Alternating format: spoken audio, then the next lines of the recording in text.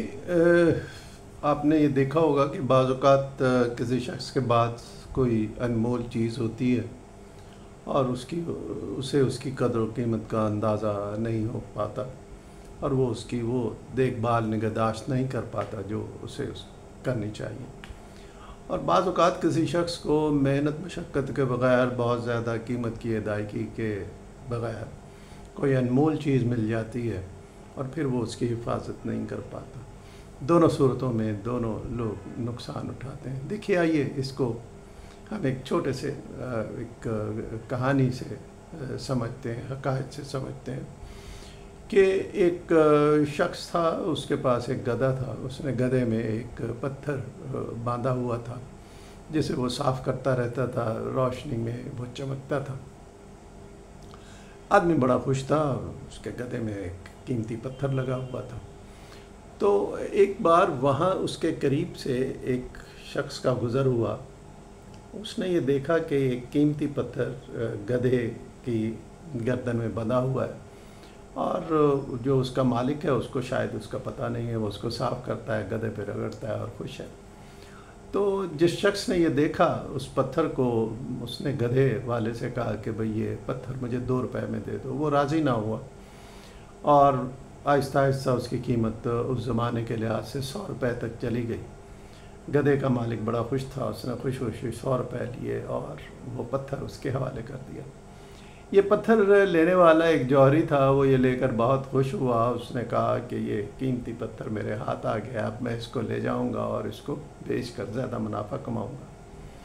اسی ادھیڑ بن میں تھا، وہ پتھر کے ساتھ کھیل رہا تھا یا ہاتھ میں ادھر ادھر کر رہا تھا کہ اس کے ہاتھ سے پتھر چھوٹ گیا اور وہ نیچے گرا۔ گرتے ہی وہ ٹوٹ گیا۔ پتھر جو تھا وہ ایک ہیرا تھا۔ اب ایک کلام ہوتا ہے اس جوہری کا جس نے اس کو 100 روپے میں خریدا تھا۔ اس نے کہا دیکھو یار پتھر، تم ہیرے، تم اس گدھے کی گردن میں خوش تھے اور میرے پاس آ کر تم ٹوٹ گئے۔ تو اس نے کہا میں ٹوٹا نہیں، بلکہ تم نے میرا دل توڑ دیا۔ دل کیسے توڑا کہ اس گدھے کے مالک کو تو میری قیمت کا اندازہ نہیں تھا، لیکن تم نے میری قیمت بہت کم لگائی، 100 روپے لگائی، جبکہ ایسا نہیں ہے۔ تو نتیجتاً حادثے میں گر گیا اور ٹوٹ گیا، تاکہ تمہارے بھی کسی کام کا نہ رہو۔ ہماری زندگیوں میں ایسا ہی ہوتا ہے۔ بعض اوقات ہمیں بہت زیادہ مشقت اور محنت کے بغیر یا بہت قیمت ادا کیے بغیر ہمیں بہت کوئی اچھی اعلیٰ چیز مل جاتی۔ وہ کوئی عہدہ بھی ہو سکتا ہے، دولت بھی ہو سکتی ہے، وہ کوئی مقام بھی ہو سکتا ہے، وہ ایک تعلق بھی ہو سکتا ہے۔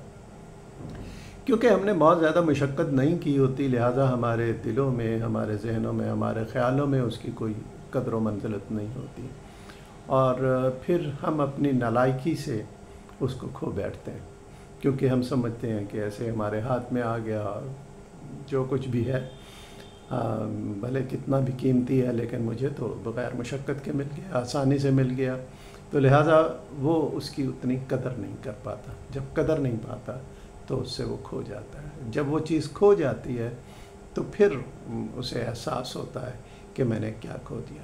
ہمیں اپنی زندگیوں میں اس چیز کا خیال رکھنا چاہیے۔ اگر ہمیں بغیر کسی مشقت اور محنت کے بھی کوئی اچھی قیمتی چیز، عہدہ، پوزیشن یا تعلق ہمیں مل جائے تو ہمیں اس کی قدر کرنی چاہیے، بصورت دیگرے جب وہ رشتہ ٹوٹے گا یا وہ تعلق ٹوٹے گا یا جب وہ چیز ہمارے ہاتھ سے نکل جائے گی تو پھر ہم بہت پچھتائیں گے، اور اس پچھتانے کا پھر کوئی فائدہ نہیں ہوگا، کیونکہ اس وقت تک چڑیاں کھیت چگ چکی ہوں گی۔